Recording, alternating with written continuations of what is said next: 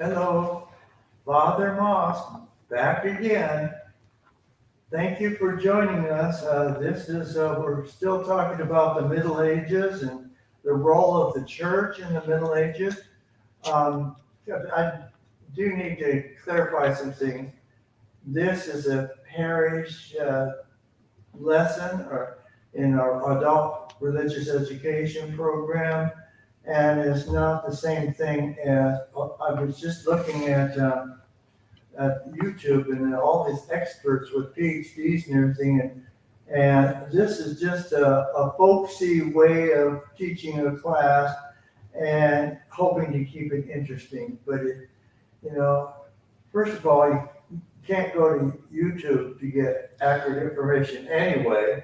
But I try my best to get it right. But if there are mistakes, but I also should tell my sources. I have books on the military orders that I'm reading right now. And also I got some of my information from a DVD film that it comes out of EWTN. So I took stuff off of that. Skipping the mistakes because they made mistakes too, I want to point out to you. So, but anyway, I want to talk about knights in shining armor. That's a very guide kind of thing. And they had to have knights at a certain stage in the Middle Ages. We're talking about Christendom really starts about 800 AD. That's about the same time that Charlemagne was crowned as Holy Roman Emperor by the Pope in Rome.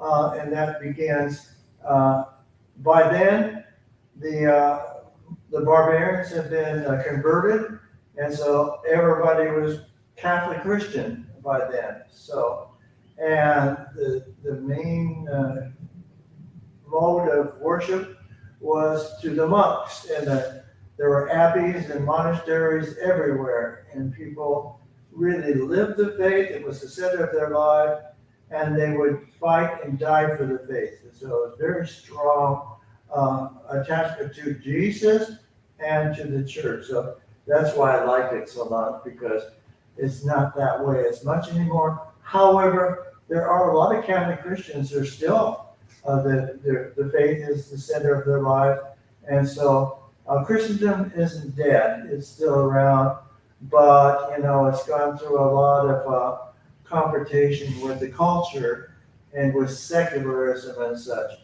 But anyway, the knights had to be there because they had to defend the property. That's how it starts. And we think of knights as full suits of body armor. That actually came later. It starts with chainmail and some braces on their arms and so forth to ward off of sword cuts and stuff like that. The medieval knight had to have money, therefore he was very often an aristocrat. It's either his daddy was an aristocrat or he was himself, and so it was the lord of the manor sort of thing were the ones who were the knights, and they had to have money because it cost a lot of money to keep horses. Horses were very expensive, and they were big horses because to do battle, and they were specially bred horses. To tell you the truth, they were horses that were aggressive on the battlefield. The horses would take part in the battles. They would bite people and kick people and so forth. So they were very much warriors themselves and trained to be warriors. So all of that cost a lot of money. And then when they started going on the crusade, it took a lot of money because they have to transport those horses on ships and all, and that cost a king's fortune. And so there were the sons of lords and nobles or kings, and the lords and nobles themselves were, fought battles as well. But it didn't take long for the church to decide that it was just a very aggressive battle, addicted society, and the church began to put restrictions. And I have it here in AD 989, they established what they call the peace of God, and that was a time of truce where they were not allowed to fight battles, and to get to calm people down and stop trying to do battles, because these guys love to do battle. It was in their blood. And then again in chapter 27, there was what they call the truce of God, also calming people down. But the thing that is most remarkable is that the church established what we call chivalry. And chivalry comes from a French word that means horseman. It's an old French word, horseman, which means knight. And they had a tendency to want to make the institution of knighthood and chivalry part of the church. So actually the church invented the idea of chivalry. And that comes by, Charlemagne was the crowned the Holy Roman Emperor in year 800, and he had a monk that worked with him. His name is Alcuin, and Alcuin was a very civilizing influence on Charlemagne, and what Charlemagne did in terms of relations with people and battles and all, set the pattern for all of Europe. And so I'd like to take a moment and say a few things about being a warrior in Japan, because I know a lot more about Japan than I know about the Middle Ages. And in Japan, the knight was a samurai. Samurai means samurai, is the proper way of saying it. And they were, that means servant, because the original samurai were servants of the emperor. But then as the emperor became more and more a figurehead, then they began to fight battles and try to gain power for themselves. And so samurai. And there was just, talk about an aggressive, combative society. For hundreds of years, Japan, they were just fighting all the time. It was a bloodbath, And but the difference between a European knight, there's so many similarities, because they fought for their lords. There was a code of conduct. There was called Bushido. What do means way of, like Kendo is the way of a sword. Bushido is the way of a bushi, which is a samurai. And but they had the most wicked swords ever, a samurai sword.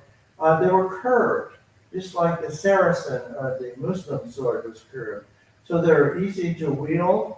And the European sword was very hard and very straight. But a samurai was curved. And it had a large handle on it, because they didn't have shields.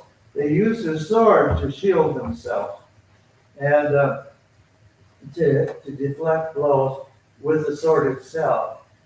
And they were just legendary sharp, and they could cut a man entirely in half from top to bottom.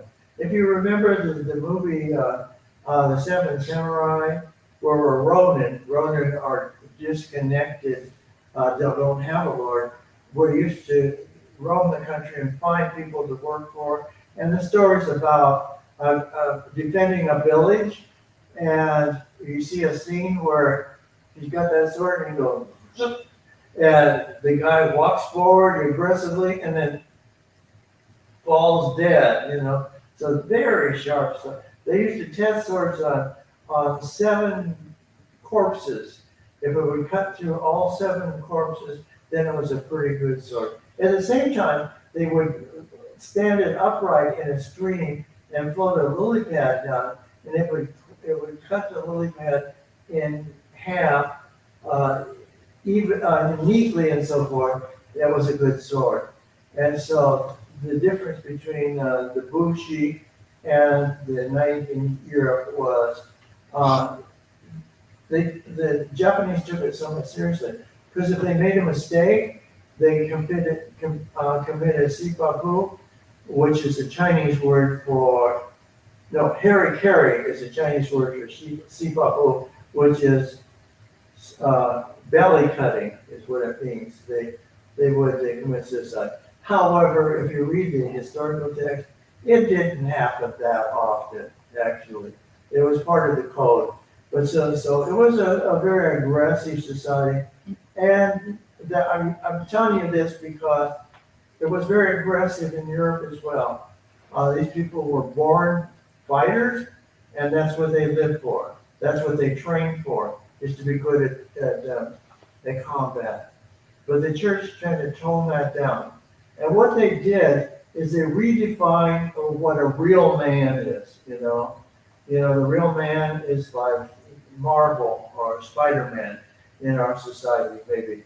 But the real man there is somebody who has a fight for good. And so a knight would have a vigil the night before, all night praying, receiving the sacrament of reconciliation, and then committing himself to God, offering up his sword and his shield, and to be blessed. And then the next day, he went to a solemn high mass, and the king or a lord would knight them, and they would make a promise that they would use their skills for good only. And so that they were really turning this around in terms of kind of a chaotic society.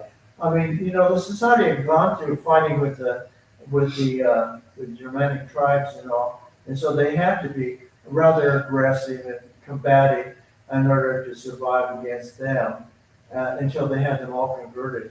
But the thing is about the knight is that the central thing, he would pledge his honor or pledge his defense of the honor of his lady love, you know. And it was a very much taken out of the idea of celibacy. It was a celibate kind of love. You know, it was this sort of thing that he would fight to the death for the honor of his lady. Well, that had a huge impact on society because women began to be, I mean, if a knight has to go to that much trouble to defend the honor of his lady love, it became the age of romantic love. Romantic love. And so men began to live for respecting women, protecting women, having a family, having children. Children were welcome. And so all it changed the whole culture of family life, and especially the relationship with women. But the genius of it is, rather than to, you know, fight for power for women and so forth to raise their status, they changed the attitude of men, you know, and that's what liberated women as men began to treat them much better. I just think that's genius. The Catholic Church, oh my gosh, what a smart church it is. And so, anyway, the Crusades came along, and the Crusades were begun. There's a lot of propaganda against the Crusades from actually the Protestant world, because when the Reformation, the Protestants could not defeat the Catholic world. Spain was the world power at that time, and they had the best armies. So they couldn't beat them militarily, so they used a lot of propaganda against Spain. And some of the propaganda was the Crusade, and how terrible it was, and how bloodthirsty they were, and it's a bunch of greedy knights down there. And none of that was true at all. As a matter of fact, they were good Catholic guys with a kind of a brutal tendency that went for the indulgence, the plenary indulgence, the full promise, and to serve their Lord, their God, and to defend Christendom. That's what they were there for. And at great losses to themselves, because it's very costly for them to go to the Holy Land and support the European cause against the more Muslims. First, it was the Saracens that became the Ottoman Turks later on. Still Islam, but a different Muslims were in charge at different times in history or in control different times in history. But during the Crusades, their being in the Holy Land served a purpose in that the Muslim world then began to consolidate their power in order to, the last thing they wanted is a bunch of Christians running around the Holy Land. They wanted to get rid of them. And so they consolidated all their power in Jerusalem and in the Holy Land. And as such, they withdrew from the rest of Europe. And so it was 200 to 300 years. Europe was free of, all of this, having to protect themselves against the Muslims and doing battle with them. And that was an age, in the 1100s and 1200s, where the Catholic world in Europe progressed by leaps and bounds. That was the age when they built the great cathedrals.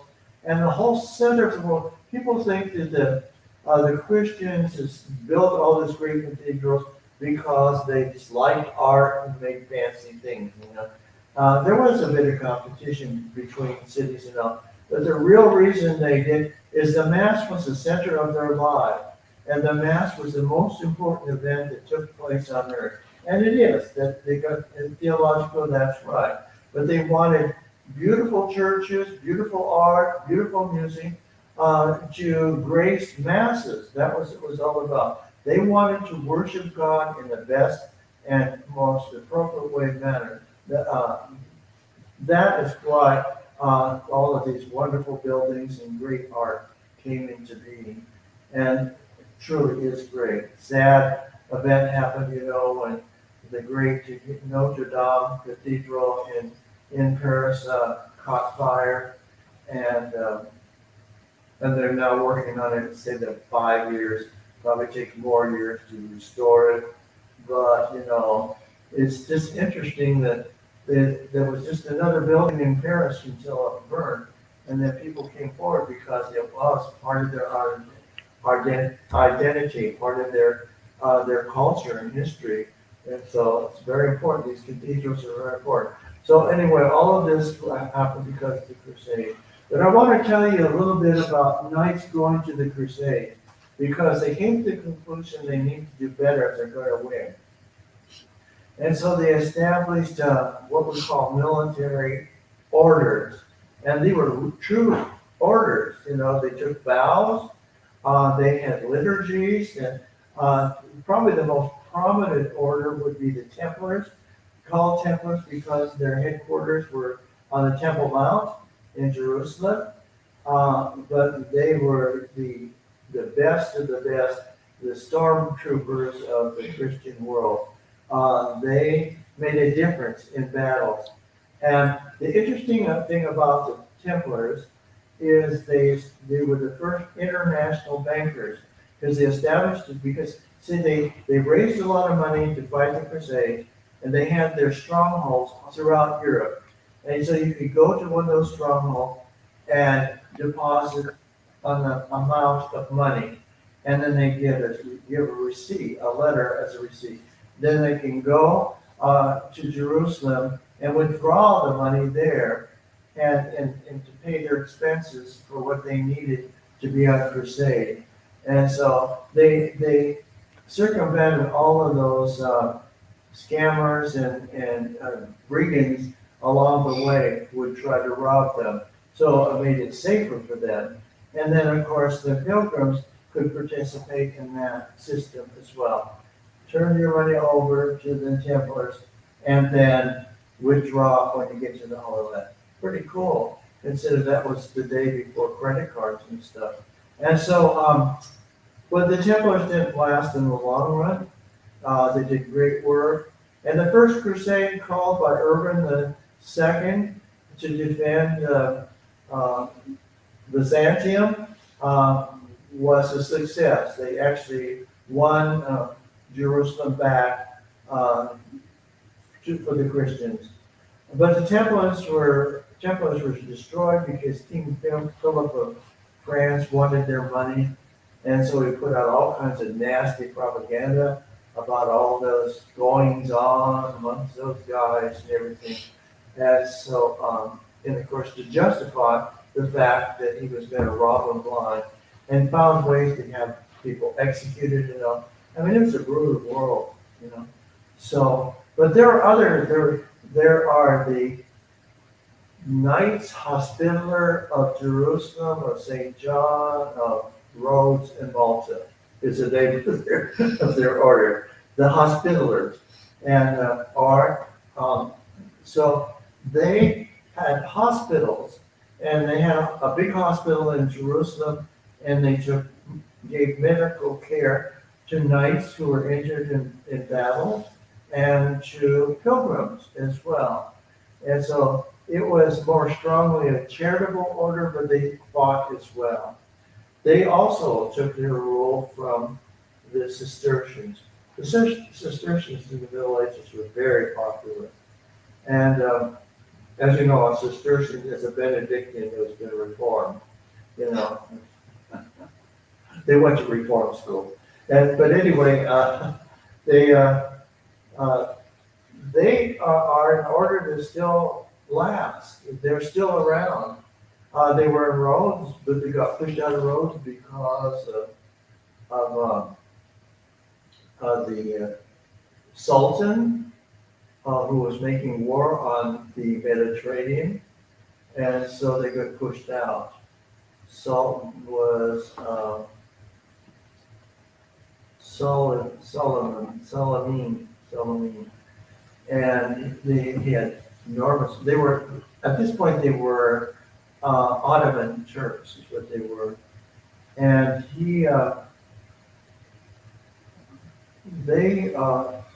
they fought battles with the Ottomans, and so after they left Malta because they were run out, they were given the island of Malta, which is in the crosswords the Mediterranean.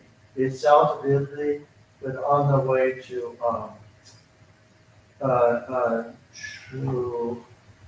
the western half of the Mediterranean, right smack in the middle. And there was a huge battle at Malta. There were tens of thousands, hundreds of thousands of Turks who were thrown at that island. And lo and behold, they held their ground. And eventually, the Turks had so many losses that they just simply gave up. They lost thousands and thousands of men. So they were triumphant. Of course, God was on their side. And they still have the island of Malta, but their headquarters is now in Rome. But they also were the ones who fought a naval battle at Lepanto. We hear a lot about Lepanto, but they defeated the Turkish Navy as well and freed the Mediterranean for the Christians. And they fought that very closely with the Spanish, because Spain was a maritime nation as well. So, and interestingly, they prayed the rosary through the battle, and it was Our Lady of Refuge or something. There is the Pope declared that all of Europe prayed the rosary for this battle. And also from Mexico City, an image of Our Lady of Guadalupe was brought in to fly as a banner on the ship. And of course, her protection was, so to this day, the rosary is considered like the sword of, defeating evil and so forth. And so, but there were other orders too. There were the Teutonic Knights who did their operations in the north, in the Baltic countries like Lithuania, Latvia, Estonia, places like that, and they defeated pagan tribesmen up there. Um, they didn't last because they were absorbed into the German empires. So, and kind of outlawed. There were the Knights of Santiago who fought their battle in Spain because they were involved in the Reconquista in Spain and pushing the Moors further and further south. There was another order, it was called the Military Order of Christ, the Military Order of Christ. There was another order that still is in operation to this day, is of the Holy Sepulchre. But the Knights of Malta are very prolific and do great deal of charity, especially in times of war. They're well known to be ambulance drivers, and they raise literally billions of dollars in aid. They have hospitals, as they did originally, and hospitals throughout areas where refugees need help. And of course, they're very much involved right now in the Ukraine as well. They do an enormous amount of good, and there's something to be proud of. They're do more charity than fighting battles now, of course. The closest to battle they get to is an ambulance driver, But they do a lot of care for those who are harmed by war, including refugees and also those wounded and so forth. They take care of them in their hospitals. So it's a great order. You see them in important masses. They wear a black cape with a white six-pointed star, and so they're a good thing. So I'll tell you a little bit more. I think I covered most of the orders. Only two of them have survived, but they're very active now. The reason why Christianity had to fight off the barbarians is for protect themselves in some ways, but to convert them to Christianity. And they were absolutely successful. They converted all of them. But an interesting thing, we talk about apparitions today, and Our Lady apparitions, Fatima, Lourdes, so forth, going back to Our Lady Guadalupe. In those days, the apparition was of Saint Michael the Archangel. He was the one who showed up to motivate and to assist in the conversion of the pagans. And when Saint Patrick was in Ireland doing the same thing, converting the pagans, there's a hill that he went on. It's a mount, but it's not really St. Patrick's Mount. He went up on that hill and he prayed for the Irish people, Celtic people at that time. He prayed for them and for the church in Ireland. But the chapel on the top of the hill was St. Michael's Chapel. And there's a scale son, St. Michael, in Cornwall, and then and then an island, St. Michael's Island, off in the Channel, English Channel, and then across to